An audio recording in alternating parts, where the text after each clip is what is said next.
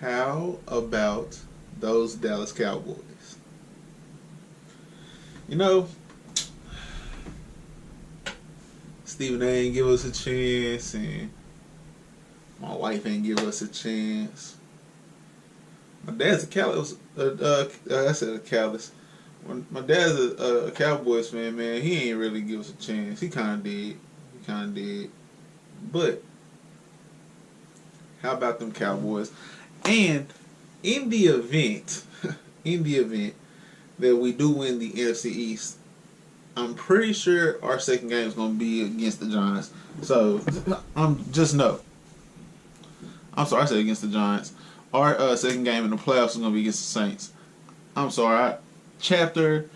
I'm like, man, I ain't talked about the Cowboys in a minute. So, for y'all, how about them Cowboys? Now, My Hero Academia 487 entitled Struggle. 4 fire emojis, and I know I've said that most chapters that involve Stain, probably said all.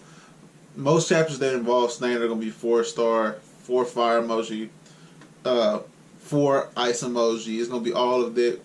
But I really enjoyed this chapter because it had a lot of reveals in it to me, or as far as things that I wasn't aware of. And it also had some nice development for 2 characters in particular, and I'll get to those 2 characters as we go through this. But the main points for me of this chapter was, I told y'all old folks are gonna get down, and Stain is going to speed up so many different characters' developments because of what he's about and how he has been going about business.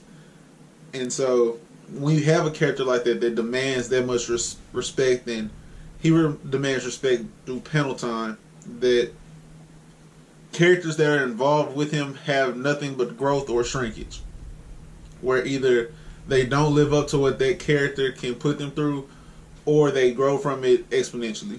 And I believe we're going to see a lot of that, because what I think a lot of people fail to realize, and a lot of the criticisms I see online, and I'm probably going to drop a PSA video about the anti-Twitter and the anime community and the manga community in general, but a lot of the faults people find with My Hero Academia can be solved with just realizing that it's not about superheroes. It's about training superheroes. It's about the path to becoming a superhero.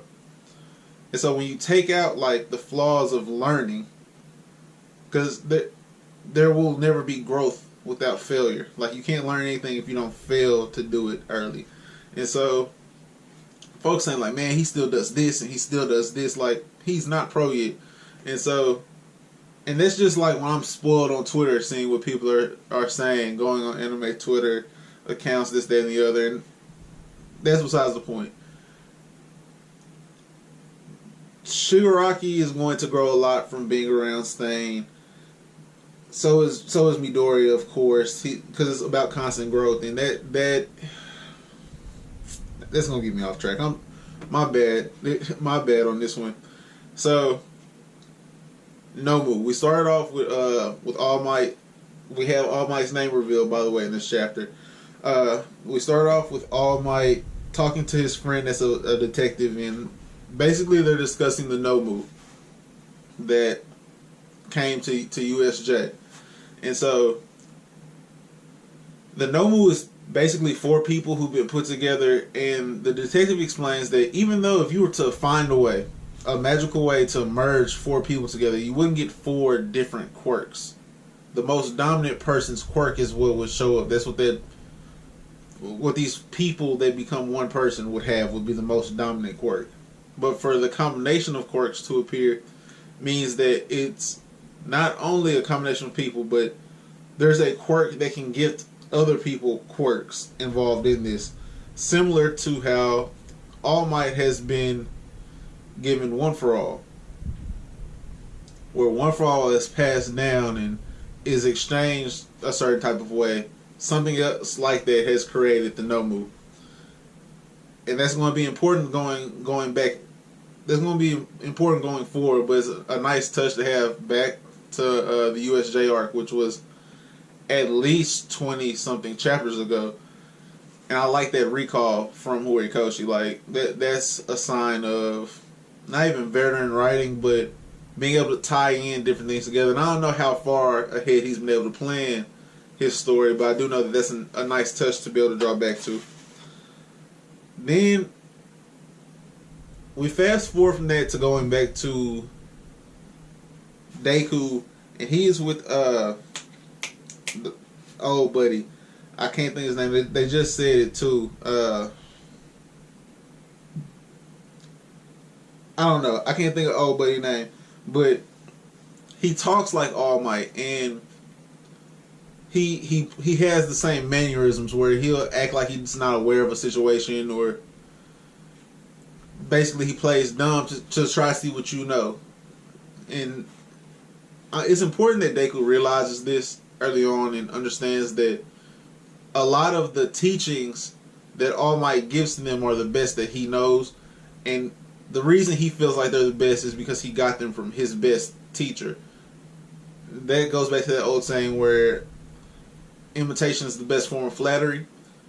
So he sees that this man has a lot of the same mannerisms that he gets from All Might, and that's because All Might values this man as a teacher, which is huge for Deku. I don't even think that he's realized it that far yet, but it's huge for Deku because if this man is who All Might draws his teaching inspiration from, then he must be able to develop Deku in a special way. And the greatest lessons that he realizes, one, you don't always have time to put together a clear-cut plan, and I think Deku's been understanding this. Izuku's been understanding this more and more as he's had interaction with villains, really just opposition, period. Because you can't call the sports festival villains, but he's learning that just because you can see something in front of you does not mean you have time to put together like the perfect plan to defeat it. And he's rushing him and he's punching him, but it's that realization that like I'm gonna press you until you realize what's wrong versus me telling you what's wrong. The TV box says this to Shigaraki later, or he says it to Warp Gate about Shigaraki, where no, don't stop this, because for him the best way to teach him is to let him learn versus telling him the answer. And I like that old buddy is letting that happen for Izuku. Now, when he says you're looking at you first off, the way you view All Might is shackling your potential. I thought that's exactly what everyone else has been saying, where your idolization of him and your desire to imitate him is false, because you can't be just like him. No one can be just like anyone. Like, you have to have your own spin. You have to have your own flavor to what you bring to it. And for you to keep trying to be All Might because he's the ideal hero to you, cuts yourself short. You don't get to be Deku. You're All Might Jr., which isn't All Might. Like, there's no way for you to be All Might. And so when he gets this through to Midoriya that, hey, you've got to find something else. Like, it's not that special. He's like, so actually, because Midoriya does it again, where he starts thinking, he overthinks everything, and it gets him to the point where he needs to be. But he's having this dialogue back and forth with old buddy at first, and when he's rushing him, I thought it was like the most blackish thing, where you like, bro, you talk too much. You doing all this talking, and he rushed him. I thought that was a great touch, but he comes to realize, like, all I do is punch and smash, and then like physical attacks, and I need to think more about what this quirk is capable of, because quirks are physical abilities. It's just like you riding or like jogging or running. Using your quirk is just something that should come natural to you because it's your body, you know. And so once he gets that through to Deku, he's like, okay, Toshinori, which that's All Might. That's an outstanding. That not only was that a good way to reveal what All Might's real name was, but he gives him credit for like, okay, maybe you found something that you couldn't have found somewhere else. in this kid that can think and can put things together and can find faults in himself. Which, with a quirk like they have, pride can be an issue. And I'm glad I say pride because I'm watching Seven Deadly Sins now, and I of course I love Fullmetal Alchemist Brotherhood, and pride, to see the faults of pride and the promises of pride and very prideful characters like Bakugo, who even he has like his own issues, but like very confident people who base their strengths off confidence. You can see the faults there. And Midori has the ability to find fault within himself. He's overly critical, which is just as bad as being not critical at all. But he it's special. For lack of a better term, it's special because he's going to find the best way to make improvements for himself. I love that when he told him to put his costume on, we get the reveal of Midori's new costume that is the mom costume version beta that has the new grill.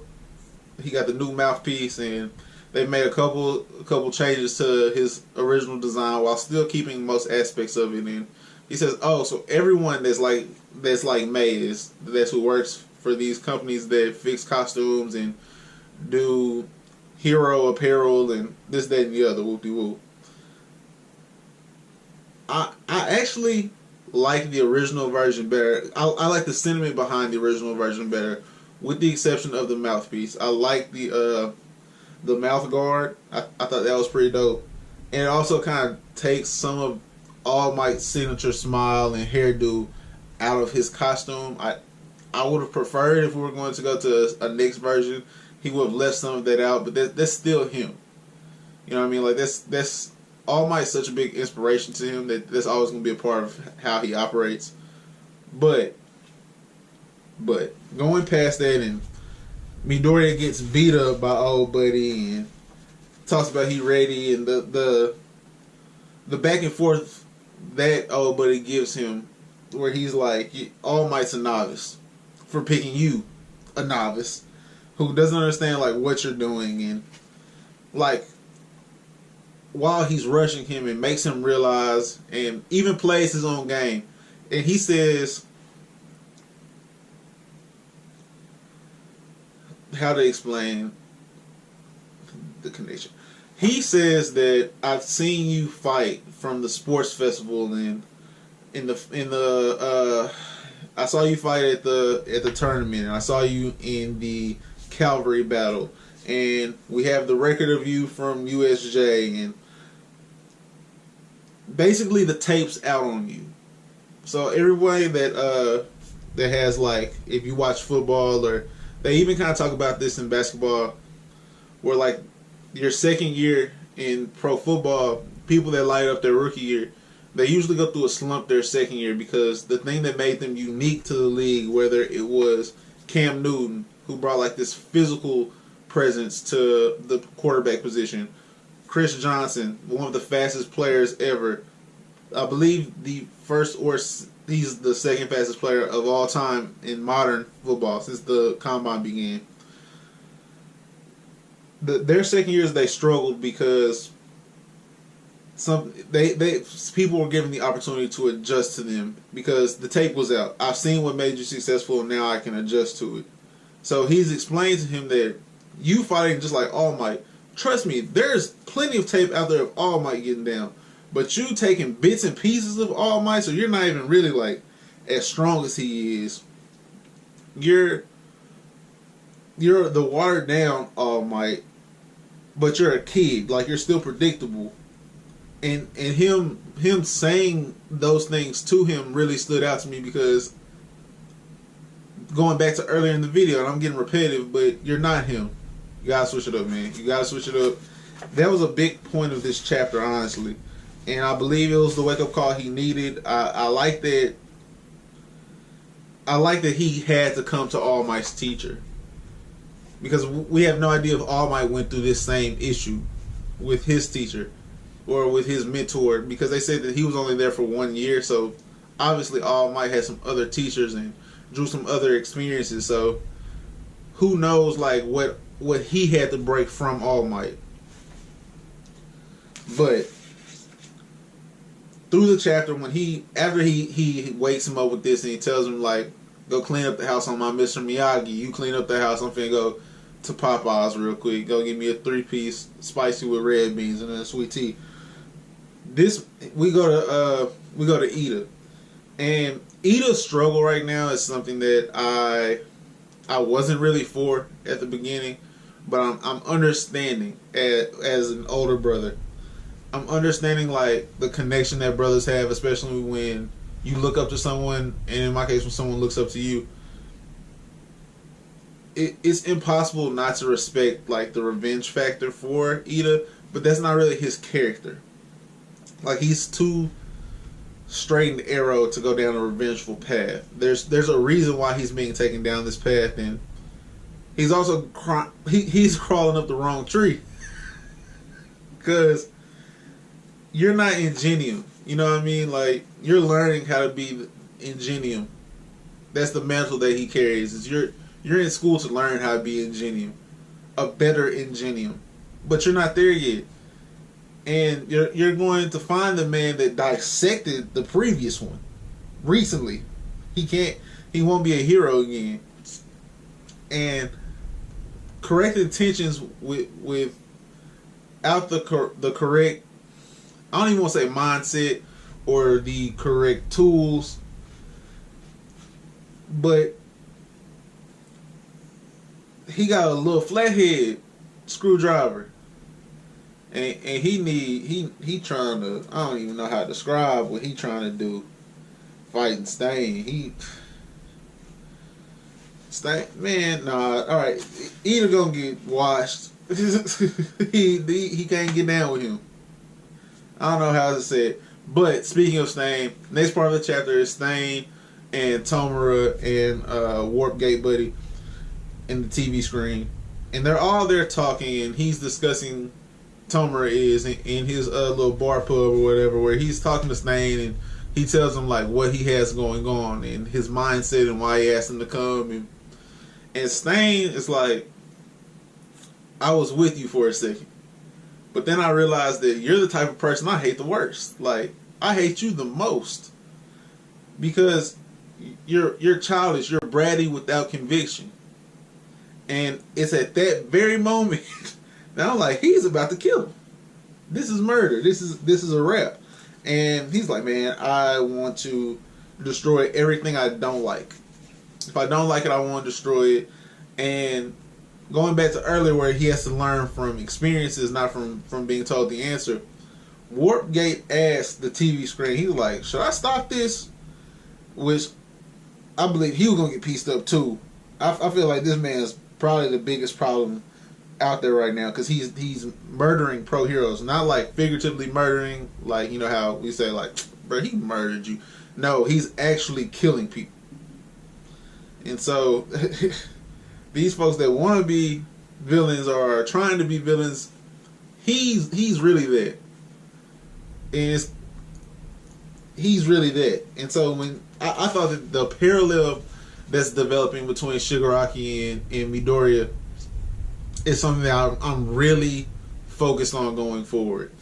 And I believe that they're going to have multiple moments where it's like, we are really the same. You know, kind of like how Joker and Batman have this constant, we're a lot alike, but like certain things have made us different on the path we walk now. That's the relationship where Midoriya, in his first year at UA, has found his arch rival. But we finished the chapter off with Midoriya taking notes and realizing, like, he called me stiff. Like, what is stiff? What's the opposite of stiff? Like, and y'all know how he can get like extremely focused on small things, but he says, Toshinori, you're on to something, and that touched me a lot, man. So all of that was to say that this is a 4 fire emoji chapter for me. If you like this video, please give it a like. It goes a long way. Subscribe if you're new to the channel, because we do this often. I can't say every day because I'm not that consistent. I was real close last week, but I missed Friday because I missed Friday. In the comment section below, please tell me which one of Midoriya's costumes you prefer, either number 1 edition or 2nd edition. And how about them Cowboys one more time? Let me know that in the comment section below. How about them Cowboys? That's going to be it from me, guys. Have a great rest of your day. Peace.